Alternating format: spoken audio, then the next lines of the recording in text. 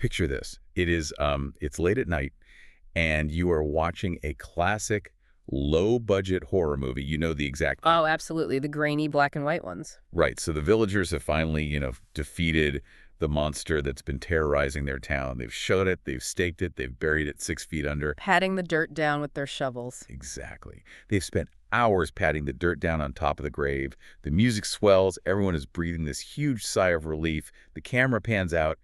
And then suddenly a decaying hand just bursts through the soil. Naturally. Right. The ghoul sits straight up in its grave, brushes the dirt off its shoulders, and just starts shuffling back down the road toward the village, completely unfazed by its own death. It is like the ultimate horror trope, the thing that simply refuses to die no matter how many times you drive a stake through its heart.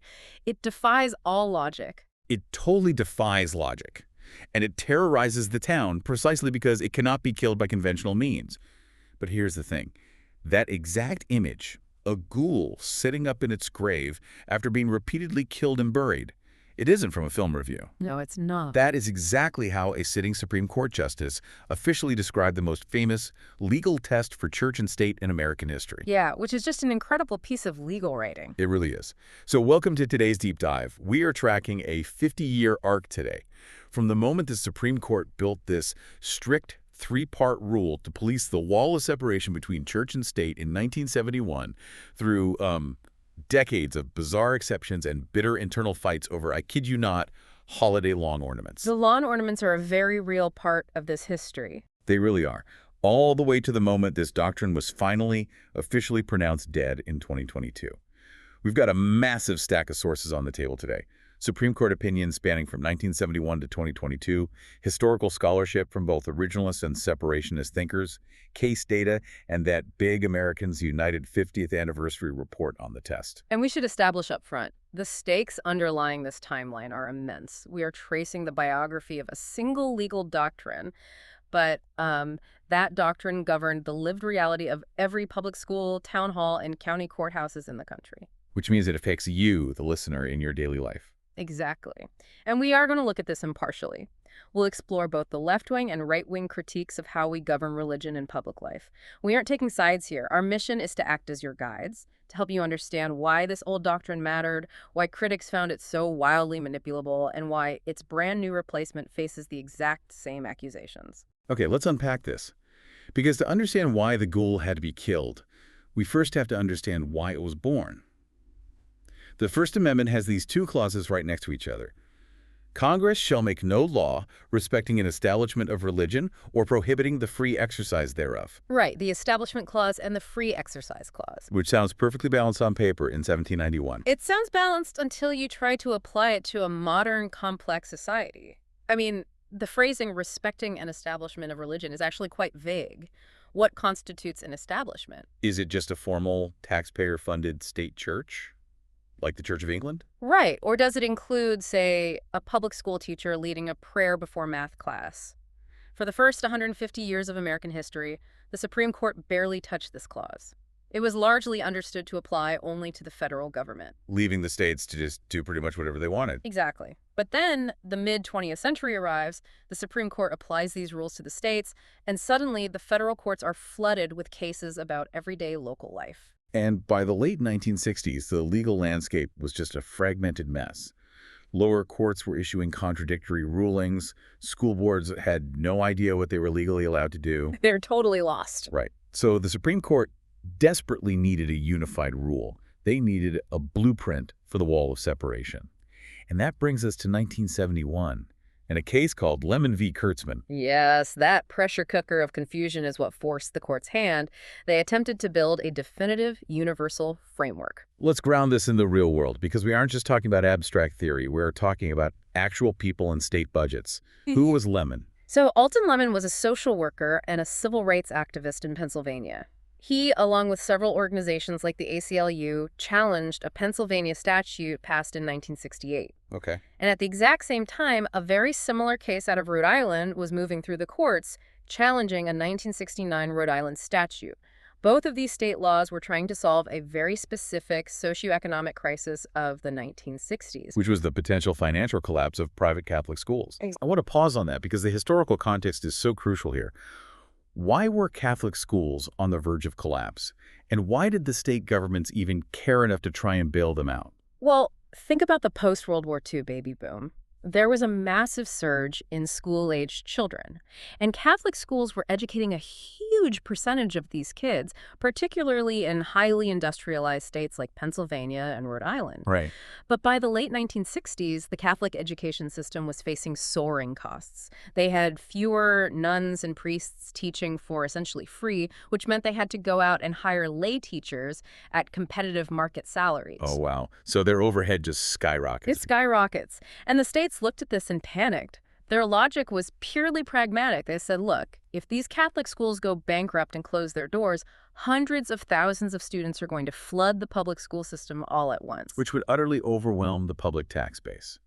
It's a classic municipal nightmare. A total nightmare. The public school system wouldn't have the buildings, the teachers, or the budget to absorb like a sudden 20% increase in the student population overnight. Precisely. So from the perspective of the Pennsylvania and Rhode Island legislatures, they aren't trying to establish a state religion. They were just trying to keep the public education system from capsizing. So Pennsylvania passes a law saying the state will reimburse private schools for the cost of teachers' salaries, textbooks, instructional materials, but only if those materials are strictly for secular subjects, like math, foreign languages, physical science. Right. And Rhode Island took a slightly different approach. They just offered a direct 15% salary supplement to teachers in non-public schools. Again, as long as they were teaching secular subjects. But let's be real. While the statute said non-public schools, the reality on the ground was that something like 95% of the schools getting this money were Roman Catholic parochial schools. Yeah, it was overwhelmingly Catholic schools. So Alton Lemon looks at his tax dollars going to pay the salaries of teachers inside Catholic schools, and he files a lawsuit, arguing this is a clear violation of the Establishment Clause. And when this reaches the Supreme Court, the states lean heavily on that pragmatic argument. They said, look at the mechanics of our laws. We put safeguards in place. We are only buying secular educational services. We are not paying for theology classes. We are paying for algebra. But the Supreme Court doesn't buy it. On June 28, 1971, Chief Justice Warren Burger writes the opinion for an 8-0 court on the Pennsylvania program and 8-1 on the Rhode Island question. A very decisive ruling. Extremely decisive. He strikes down both state funding schemes, and he uses this ruling to build a machine. He synthesizes a few concepts from earlier cases, like the purpose and effect language from a 1963 case called Schempp, and he formalizes a strict 3-part test. And that test would govern American law for the next half-century. It immediately became known as the Lemon Test. For any government action to survive a constitutional challenge, it had to pass 3 distinct sequential prongs. And if it failed, even one of these prongs. The government action was unconstitutional. Done. Okay, let's explore how this actually functioned. Let's pretend we are a city attorney trying to advise a local school board in 1972, right after this comes down. What is the very first hurdle on this new checklist? The first hurdle is the purpose prong. Burger wrote that the statute must have a secular legislative purpose, meaning when the government passes a law or a policy, its actual animating goal cannot be to advance or endorse a religious belief. That seems relatively straightforward, at least in theory. If the city council passes a law saying we are funding this program to bring more souls to the church, that fails prong 1 instantly. Exactly. But what about Pennsylvania and Rhode Island? Their purpose was to prevent a public school funding crisis. That's a secular purpose, isn't it? Yes, and Burger actually conceded that. He wrote that the court accepted the state's stated legislative intent. They passed prong 1. Okay, so they clear the first hurdle. But passing the first hurdle just moves you to the second, Burger wrote. Second, its principal or primary effect must be one that neither advances nor inhibits religion. So this shifts the focus from the intent of the lawmakers to the actual real-world result of the law. Right. Even if your heart is in the right place and your purpose is purely secular, if the main consequence of your law is that a specific religion gets a massive financial boost, the law fails. But here's where it gets interesting, because Burger didn't actually strike down the state programs on the second prong either, did he? No, he didn't. He acknowledged that the states were genuinely trying to fund only secular subjects. The problem was how the states had to guarantee that the money was staying secular. And that brings us to his brand new addition to the doctrine. Prong 3. The trapdoor. The trapdoor. The third prong states that the statute must not foster an excessive government entanglement with religion. To understand why this third prong was so deadly, we have to look at the daily mechanical reality of teaching. Pennsylvania and Rhode Island said, "We are only paying the Catholic school teacher for the 45 minutes a day she teaches algebra, not the 45 minutes she teaches religion." But the Supreme Court stops and asks a very practical question. How do you, the state, actually guarantee that? I mean, a teacher isn't a robot who just downloads an algebra module. Right. What happens if a student asks a philosophical question during math class and the teacher answers using Catholic doctrine? How does the state auditor, sitting in some office downtown, know what is happening in that specific classroom? They don't, and that's the genius of Berger's analysis. The only way for the state to ensure that public money is strictly funding secular instruction is to implement a comprehensive, ongoing system of surveillance. Yes. The state would have to constantly audit the schools, review the lesson plans week by week, and actively monitor the classrooms. The government would basically have to send inspectors to sit in the back of parochial schools with clipboards, making sure the math teacher isn't slipping in a little theology. And that points out a fatal catch-22. The moment the state starts sending government agents into a church-run school to monitor and evaluate the religious content of a teacher's speech, the state has fundamentally breached the wall of separation. Exactly. That surveillance, that constant policing of the boundary between the secular and the religious, is the very definition of excessive government entanglement. It is a perfect logical loop. To satisfy prong 2, ensuring the effect is strictly secular, the state must monitor the school. But by monitoring the school, the state violently fails prong 3, excessive entanglement. There is no way out of the loop. So the funding schemes are unconstitutional. Yes. And it's worth noting, Berger also floated a fourth hovering worry in the opinion, which was the potential for political divisiveness along religious lines. Oh, right. He didn't make it a formal prong of the test, but he warned that if state governments started handing out massive checks to specific religious institutions, every local election would devolve into a bitter fight between religious factions fighting for a piece of the pie. Which is a very Madisonian view of the First Amendment. The idea that entanglement doesn't just corrupt the government, it corrupts the religion, too. Absolutely. But the enduring legacy of the case was the three-part test itself: purpose, effect, entanglement. And I view this test like a strict HR checklist for the government. Think about how appealing this must have seemed to the legal profession at the time. Before a town puts up a monument or a legislature funds a program, the lower court judge just pulls out their clipboard and runs the inspection. Right. 1, secular purpose, check. 2, neutral primary effect, check. 3, no excessive entanglement, check. It felt rigorous. It felt objective. For the first time, lower courts had a clear, teachable formula. And what's fascinating here is that the test's initial clarity is exactly why it survived for half a century, despite its eventual unraveling.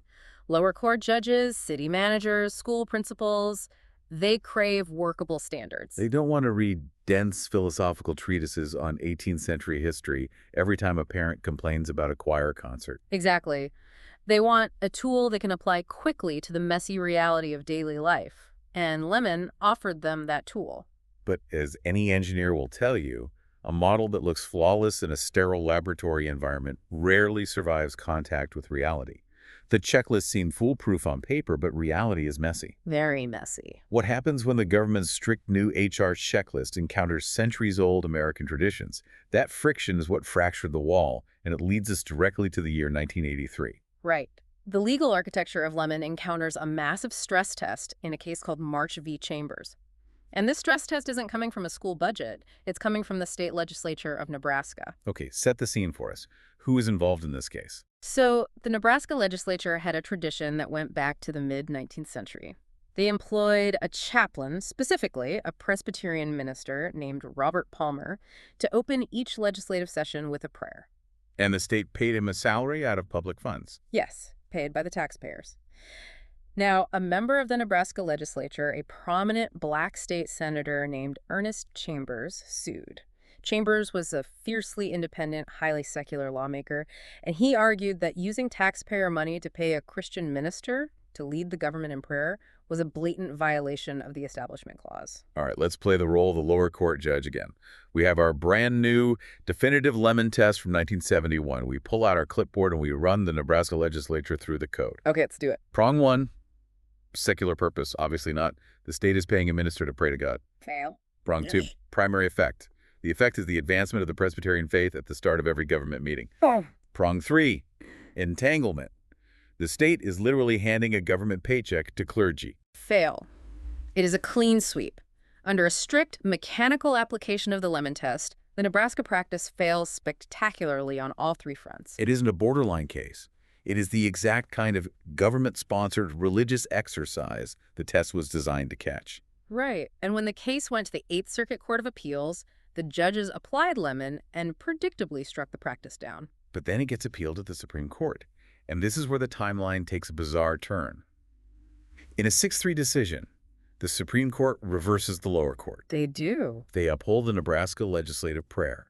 They say it is perfectly constitutional to pay a Presbyterian minister to open the state legislature.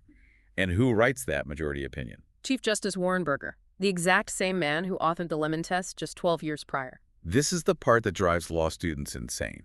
The architect of the test looks at a scenario that violently fails his own building code, and he blesses it anyway. How does the Supreme Court justice legally justify doing that? You can't just say, well, I changed my mind. You're right, he didn't overturn Lemon. What Burger did in Marsh v. Chambers is one of the most controversial maneuvers in legal methodology. He simply chose not to apply Lemon at all. He just ignored it. Completely bypassed the three prongs. He didn't even try to force the prayer through the purpose, effect, or entanglement analysis because he knew it would fail. Then what legal framework did he use to decide the case? He relied purely on history and tradition. Burger looked back at the very first Congress in 1789, the exact same group of men who drafted and voted on the First Amendment's Establishment Clause. Okay. He pointed out that this first Congress, within days of approving the First Amendment, also voted to appoint and pay a congressional chaplain to open their sessions with prayer. So his logic is deeply originalist. He is saying it is logically impossible that the men who wrote the rule against establishing religion believed that paying a chaplain violated that rule because they literally did both things at the exact same time. Precisely. Burger argued that legislative prayer was so deeply embedded in the history and tradition of the country that it had essentially become a part of the fabric of American society. To strike it down now, he argued, would be a rigid, ahistorical application of the law. He essentially carved out an exception for historical longevity. It's like a city building inspector walking up to a massive 200-year-old cathedral. I love this analogy. The inspector looks at his strict 1971 safety code, realizes the cathedral violates every single modern rule about fire exits and structural steel. Right, it's a total hazard by modern standards. Exactly. But instead of condemning the building, he just puts his rule book back in his pocket and says, well, the people who founded the city built this, so the modern code doesn't apply to it. We are grandfathering it in. That is exactly what happened. And it highlights the mechanical problem this created for lower courts. Marsh v. Chambers introduced a profound structural crack in the Lemon doctrine. It signaled that Lemon had a built-in escape hatch for old, settled practices. And once you tell clever lawyers that there's an escape hatch, everyone starts trying to squeeze their local policies through it. Naturally. It planted the seed of history and tradition that would eventually grow to consume Lemon entirely. But the introduction of this historical bypass forces a massive philosophical divide into the open. Because once you create an escape hatch for history, you open the door to subjective judgments. Extremely subjective. And this subjectivity reached its absolute peak and, frankly, its most surreal manifestation in the mid to late 1980s. Ah, yes, the era of the reindeer. The era of the reindeer. Because the Supreme Court, having blurred the lines with history, suddenly found itself forced to act as the ultimate municipal interior decorator. Huh. Let's walk through exactly how the highest court in the land got dragged into judging holiday lawn ornaments. Okay, so the first major case in this era is Lynch v. Donnelly in 1984. What's the conflict there? The city of Pawtucket, Rhode Island, had a long-standing tradition of erecting a Christmas display in a park owned by a nonprofit, but located right in the heart of the shopping district. The display was funded in part by the city. And the centerpiece of this display was a traditional life-size nativity scene, a creche featuring the infant Jesus, Mary, and Joseph. A clear, undeniable depiction of the central theological event of the Christian faith. And the ACLU sues, saying the city is spending public money to endorse Christianity. But the city defends itself by pointing to the entire display. The creche wasn't sitting out there alone. It was surrounded by an explosion of secular commercial holiday items. Like what? There was a Santa Claus house, reindeer pulling a sleigh, candy canes, hundreds of colored lights, a Christmas tree, and for some reason, a clown, an elephant, and a teddy bear. A clown and an elephant. I must have missed that chapter in the Gospel of Luke where the circus animals arrive in Bethlehem. It was a chaotic, commercialized hodgepodge. And in a 5-4 decision, the Supreme Court upheld the display.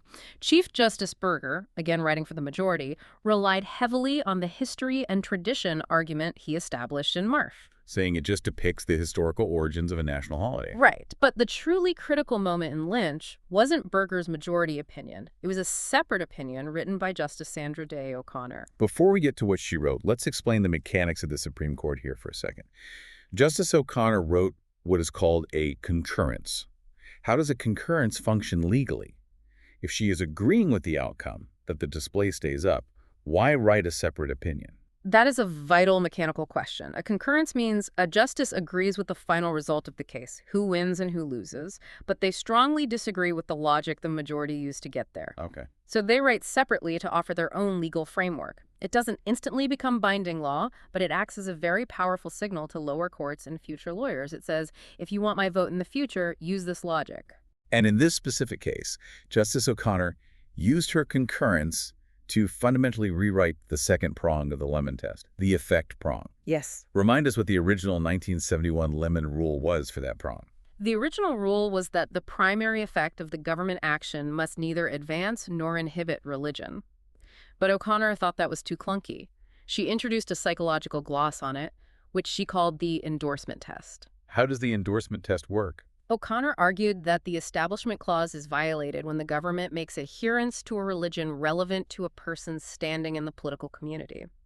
To figure out if that is happening, she created a hypothetical person, the reasonable observer. The reasonable observer. Right. The legal test becomes, would a reasonable, objective observer look at this government action and feel that the government is endorsing religion? Because if the government endorses a religion, it sends a clear psychological message to non-adherents that they are outsiders, not full members of the political community. This is a massive philosophical shift.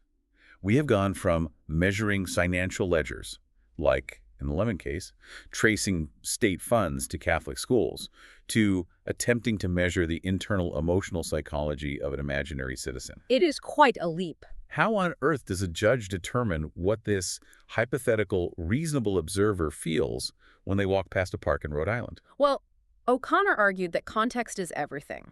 She concluded that when the reasonable observer looks at the creche in Pawtucket, they don't just see a religious symbol. They see the creche in the context of the reindeer, the candy canes, the clown, and the elephant. Oh, I see. The surrounding secular and commercial symbols dilute the religious message, transforming the entire display into a mere celebration of a public holiday. Therefore, no reasonable observer would feel that the city is endorsing Christianity. So the presence of a plastic reindeer literally neutralizes the constitutional violation. The secular plastic saves the sacred display. Yes, and while this might have solved the problem for Pawtucket, it created a nightmare for every lower court judge in the country.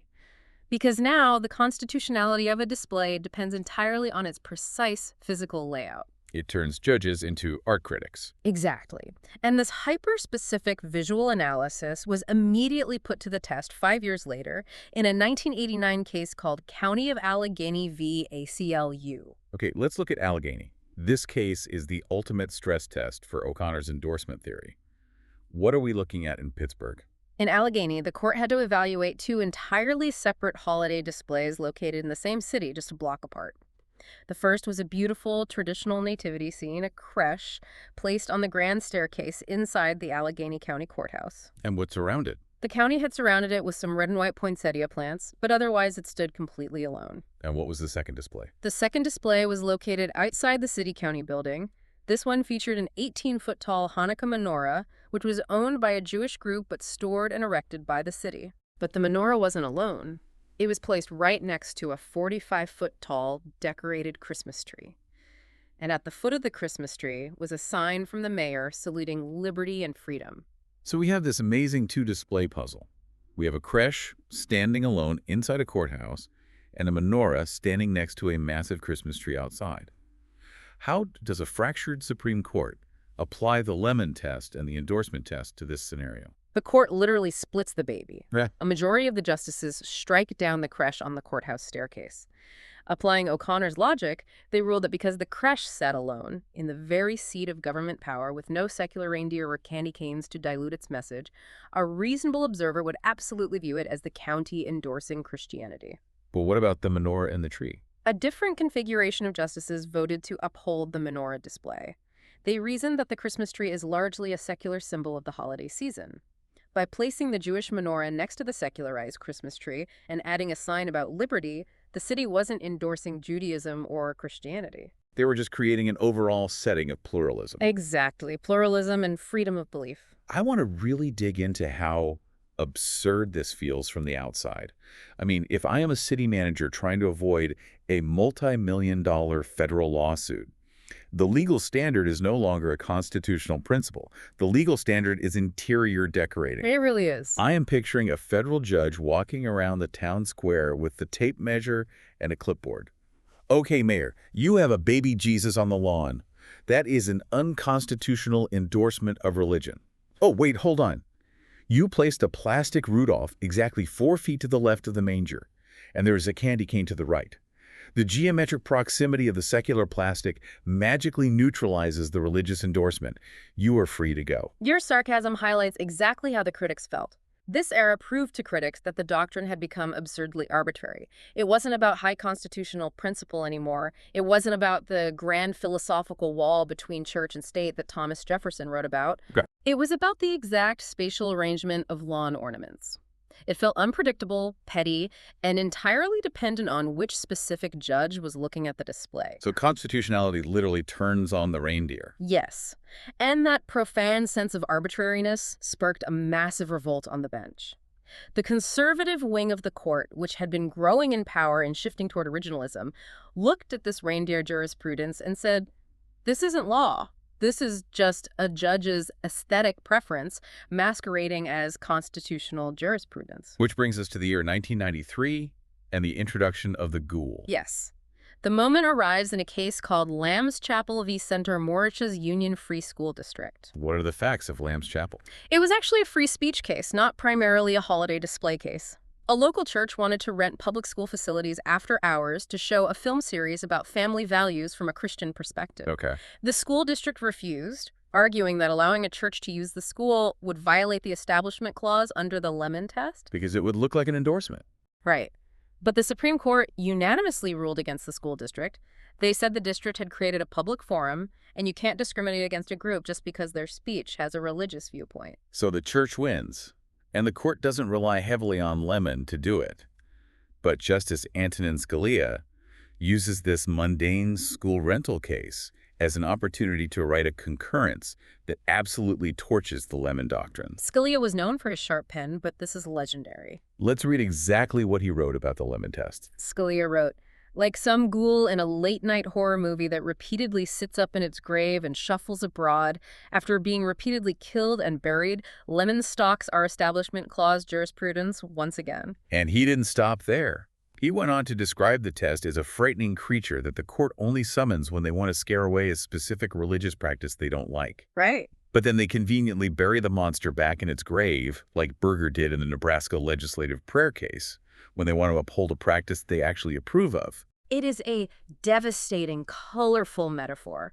Scalia was accusing the court of profound intellectual dishonesty. He was saying, we all know this test is dead. We all know it doesn't work. We've bypassed it. We've ignored it. We've mocked it in the reindeer cases. Why do we keep letting the zombie terrorize lower courts? Here's where it gets really interesting, though. Let's strip away the colorful movie imagery and look at the actual substance of Scalia's critique, because it is vital to understanding the fall of the doctrine. The core charge is manipulability. Yes. The critics argued that every single prong of the Lemon test was entirely indeterminate, essentially giving judges a blank check to do whatever they wanted. Let's break that down, starting with prong 1. Secular purpose. Why is purpose a manipulable standard? Well, Scalia and other originalists argued that legislative purpose is incredibly easy to fake. I mean, if a state legislature wants to pass a law that clearly favors religion, they aren't going to be stupid enough to write, "Our goal is to promote God," in the preamble. Right, they're going to hire a PR firm. Exactly. They will draft a memo saying, our purpose is to promote local historical tourism, or our purpose is character education. So the judge is placed in an impossible position. Are they supposed to act as a psychoanalyst, putting the entire state legislature on the couch to discover their true hidden religious motives? Or do they just accept the fake secular memo at face value? It's a lose-lose. If the test requires you to read minds, it's not a legal test. It's a guessing game. Exactly. And the critique of the second prong, the primary effect under O'Connor's endorsement test, is even more severe. Who exactly is this magical, reasonable observer? Right. Is the observer an atheist who feels alienated by any public display of religion, no matter how much secular plastic surrounds it? Or is the observer a devout Christian who sees a massive courthouse nativity as just harmless historical culture? The subjective nature of that observer is the real problem. A judge can just project their own personal feelings, their own upbringing, and their own biases onto this imaginary person to reach whatever political or social result they personally prefer. If the judge thinks the display is fine, they just declare that a reasonable observer would think it's fine. And finally, the third prong, excessive entanglement, is just a matter of degree. How much contact between the state and religion crosses the line from routine administration to excessive? It's entirely subjective. We must take this critique very seriously. A test this flexible ceases to be law. It becomes a mechanism for judges to legislate their personal preferences from the bench and dress it up in constitutional jargon. So Scalia takes his swing with an axe in 1993. He calls the test a ghoul, he points out all its flaws, and he tries to kill it. But he couldn't kill it. He couldn't convince 4 other justices to officially join him and overturn the precedent. No, she couldn't get the votes. So instead of a clean death, the court spent the next 20 years doing something even stranger. They didn't kill the ghoul, they slowly amputated its limbs, and they built entirely separate highways to detour around it. Welcome to the era of the incredible shrinking test, spanning the 1990s and 2000s. The shifting of the doctrine during this period is incredibly complex, as the Supreme Court started quietly remodeling the architecture without admitting they were tearing the building down. Let's look at how they amputated a limb in 1997 in a case called Agostini v. Felton. What happened in Agostini? This case involved a federal program that sent public school teachers into private, including parochial, schools to provide remedial education to disadvantaged students. Okay. Under a strict reading of the old 1971 Lemon Test, this is a clear violation of the excessive entanglement prong because you have public employees operating inside religious schools requiring monitoring. In fact, a decade earlier, the court had struck down this exact program. But in 1997, Justice O'Connor writes a 5-4 majority opinion reversing course. Wait, how did she justify allowing the teachers into the religious schools? She fundamentally altered the Lemon checklist. She declared that excessive entanglement should no longer be treated as its own separate third prong that can strike down a law. Instead, she folded entanglement into the second prong, the effect prong. Folded it. Let's explore the mechanics of a folded prong. If I'm a lower court judge, how does this change my job? Before, if I found entanglement, the law was dead instantly. Now I find entanglement, but I weigh it against other factors. Precisely. It changes entanglement from a fatal trapdoor into a mere balancing factor. It lowered the barrier to government interaction with religious institutions, so the 3-prong test officially became a 2-prong test. But the chaos didn't stop there, because parallel tracks were emerging. Courts started using totally different operating systems to decide Establishment Clause cases. Yes. A major one was the coercion test, championed by Justice Anthony Kennedy. We see this in a 1992 case called Lee v. Weissman, which was about a rabbi delivering a prayer at a public middle school graduation. Right. Kennedy didn't rely on Lemon or the endorsement test. He asked a different question. Is the state coercing or pressuring citizens, particularly vulnerable children, to participate in a religious exercise? Kennedy looked at the intense psychological pressure of a middle school graduation. You can't just tell a 14-year-old, if you don't like the prayer, skip your own graduation. The social pressure to stand and remain silent during the prayer is a form of state coercion. Exactly. So he strikes down the prayer based on coercion, not Lemon. Meanwhile, the history and tradition escape hatch kept getting wider and wider. It did. In a 2014 case, Town of Greece v. Galloway, the court reaffirmed the Nebraska legislative prayer decision, heavily emphasizing that local town boards can open with sectarian prayers purely because of historical precedent. And then in 2019, in a case called American Legion v. American Humanist Association, the court evaluated a massive 40-foot cross monument standing on public land at a busy intersection in Maryland.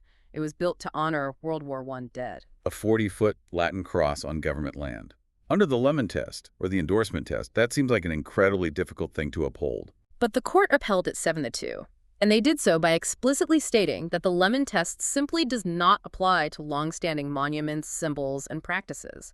They argued that removing historically established monuments would convey a hostility toward religion that the Constitution doesn't require. So we have the Lemon test, which has been amputated down to 2 prongs. We have the endorsement test, we have the coercion test, and we have the history and tradition test. The legal architecture had become a labyrinth. It was completely incoherent.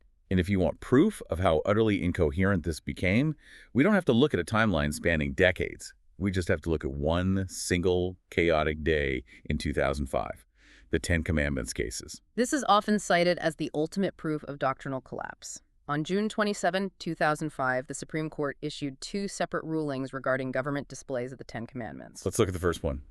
Van Orden v. Perry. What is the setting here? In Van Orden, the court looked at a large stone monument inscribed with the Ten Commandments, located on the sprawling grounds of the Texas state capitol in Austin.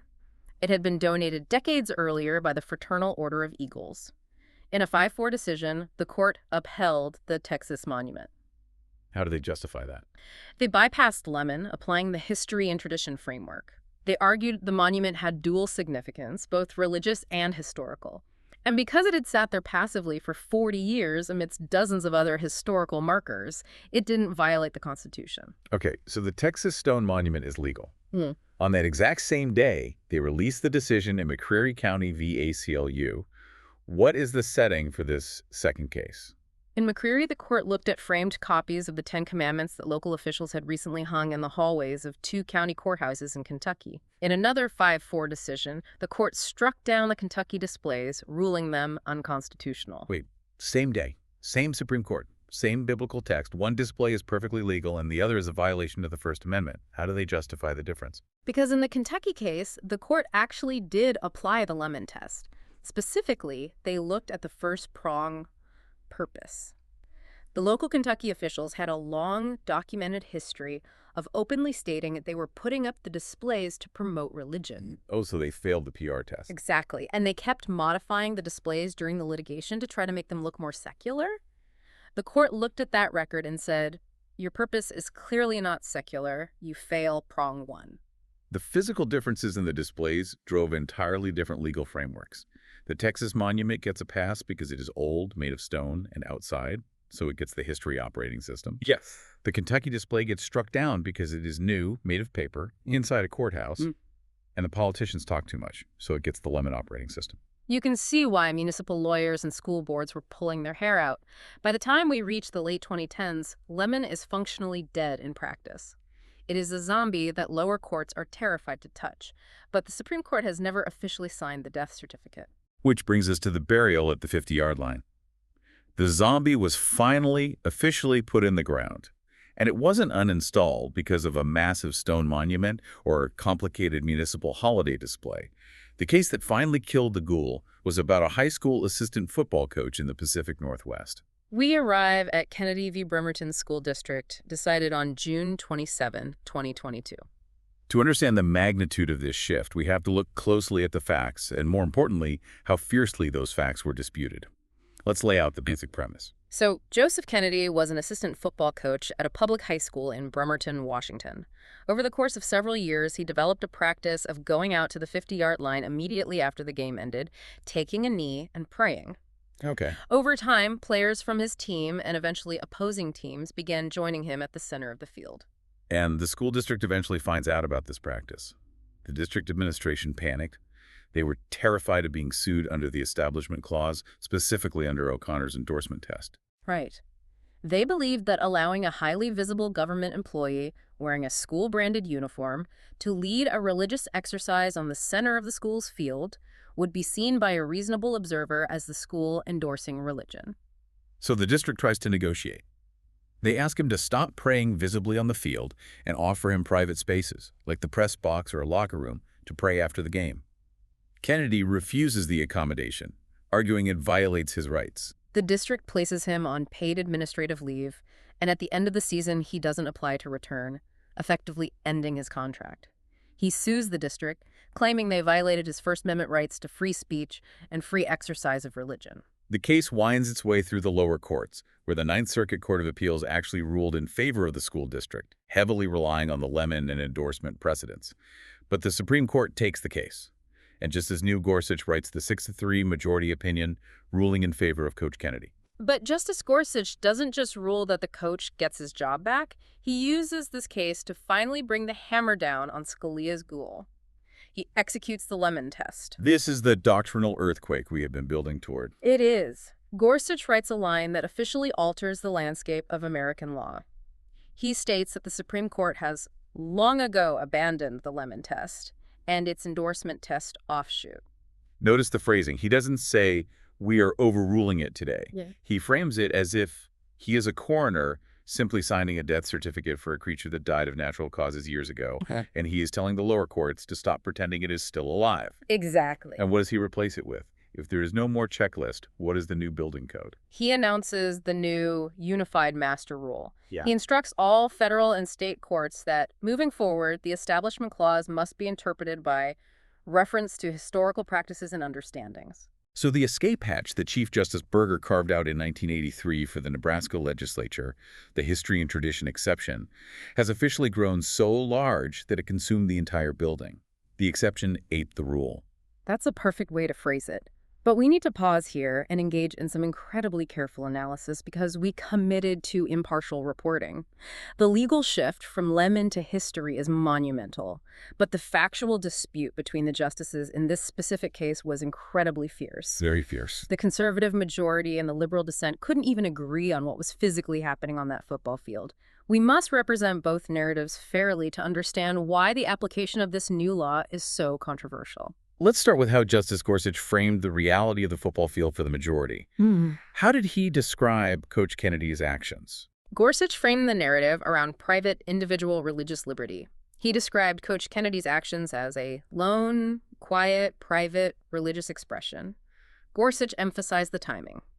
The game was officially over, the players were occupied with post-game handshakes or talking to their families, and the coach was essentially on his own time. Okay. From this perspective, the coach was simply taking a brief, quiet moment of personal devotion. Gorsuch argued that if a public school can fire a coach for a quiet private prayer, then public employees have no religious freedom at all. That sounds incredibly reasonable when framed as a solitary man bowing his head for a few seconds. But then you turn the page and read Justice Sonia Sotomayor's dissenting opinion. She looks at the exact same record, the exact same timeline, and she essentially says, what reality are you living in? How does Sotomayor describe the scene? Sotomayor vehemently argues that this was not a quiet, private moment. She points to the record showing that over time, the coach's prayer became a massive, highly public spectacle.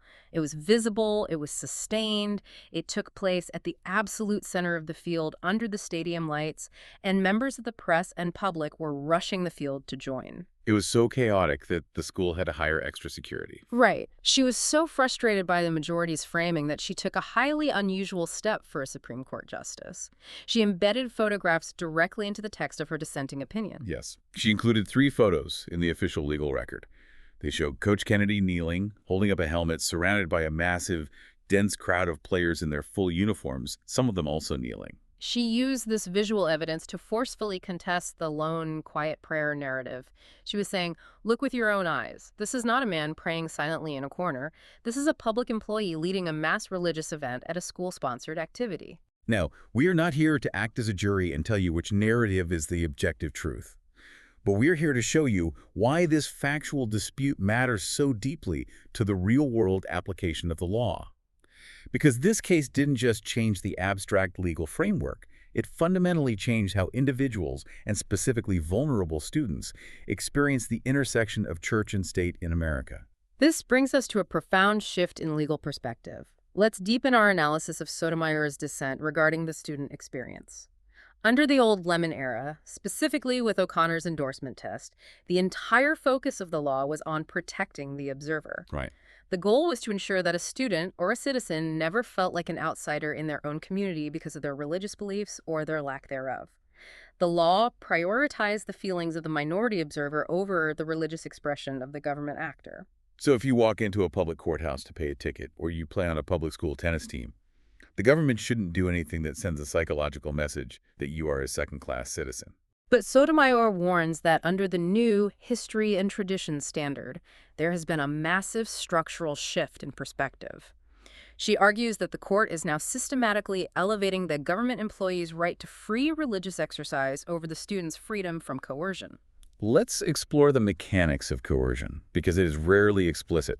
Let's put ourselves in the cleats of a 16-year-old high school football player. You are on the team.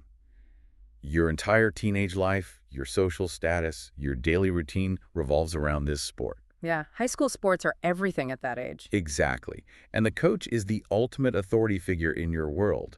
He controls your playing time, your starting position, whether you get a varsity letter, and maybe even your chances of getting a college scholarship. That is an immense power dynamic. So if that coach goes to the 50-yard line to pray immediately after the game, and the team captains run out to join him, and the media is watching, is it truly voluntary for you to stay behind on the bench? Sotomayor's argument, echoing Justice Kennedy's older coercion concerns, is that the psychological pressure on a teenager to conform, to impress the coach, to be part of the brotherhood, to not be the odd one out, is overwhelming.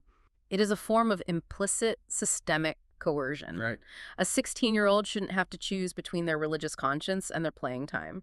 Sotomayor warned that by adopting this new historical standard and prioritizing the coach's expression, the court was stripping away the protective shield that Lemon had provided for religious minorities and non-believers in the public school system. So the ghoul is officially dead. The HR checklist has been put through the shredder.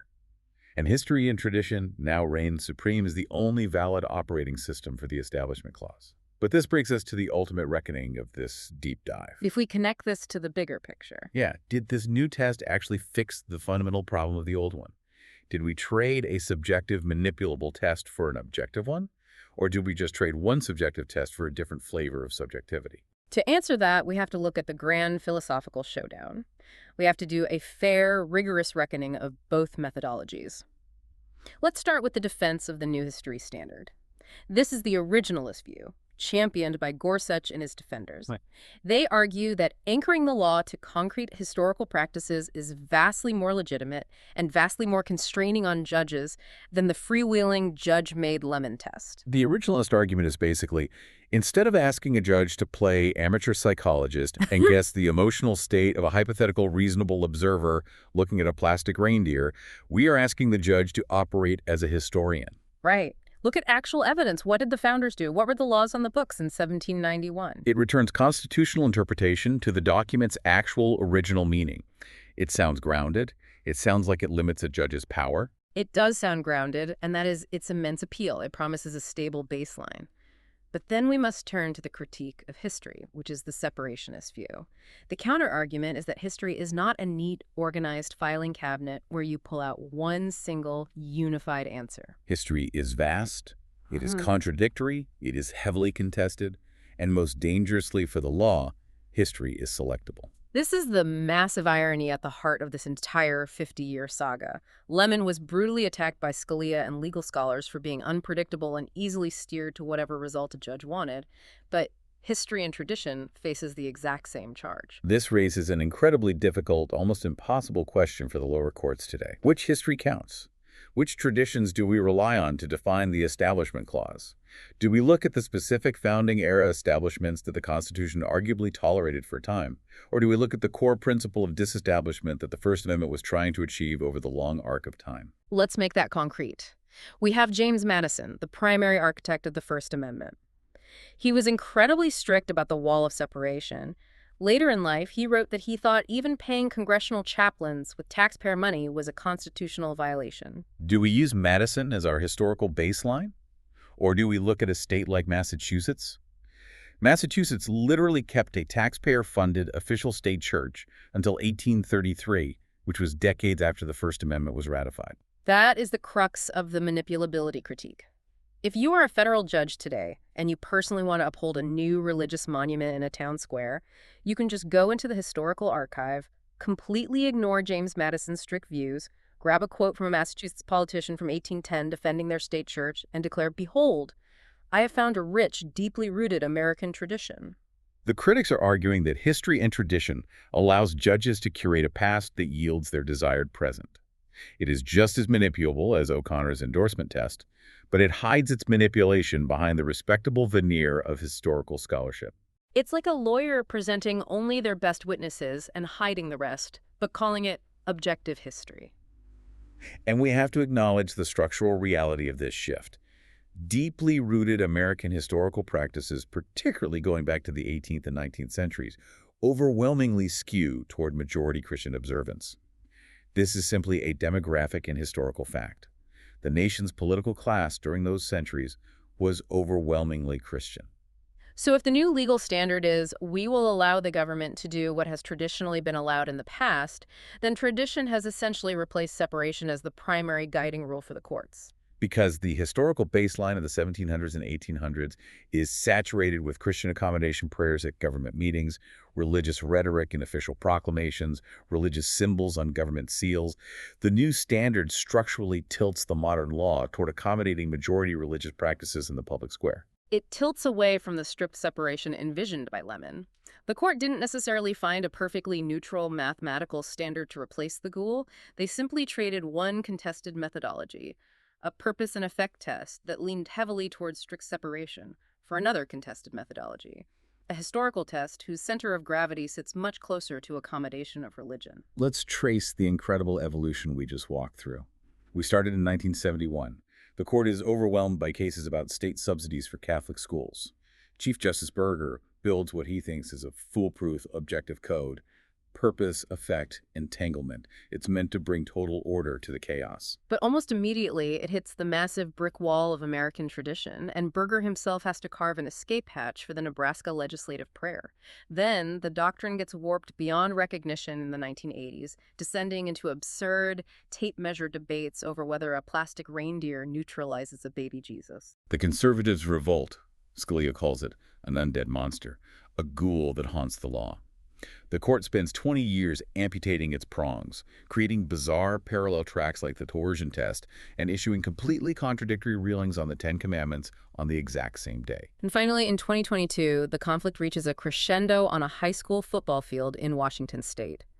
A coach praying at the 50-yard line provides the final vehicle to bury the 1971 checklist forever, replacing it with a mandate to look solely backward at historical practices and understandings. So what does this all mean? After tracing this 50-year biography of a legal rule, why does this matter to someone who isn't a constitutional lawyer?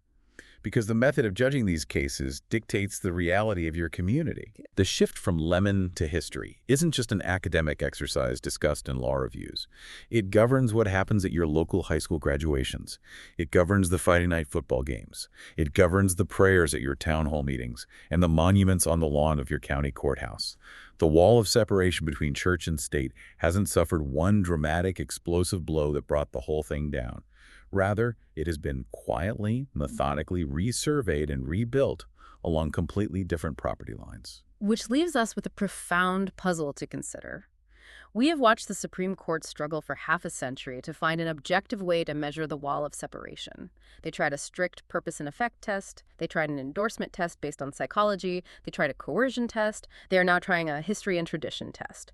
Every single one of these frameworks has been accused, with significant evidence, of being a subjective tool, easily shaped by the biases of the era and the personal preferences of the judges applying it. It makes you wonder, if all legal tests, no matter how carefully they are designed, eventually become manipulable tools, is a truly neutral, objective wall of separation even possible to maintain through human law?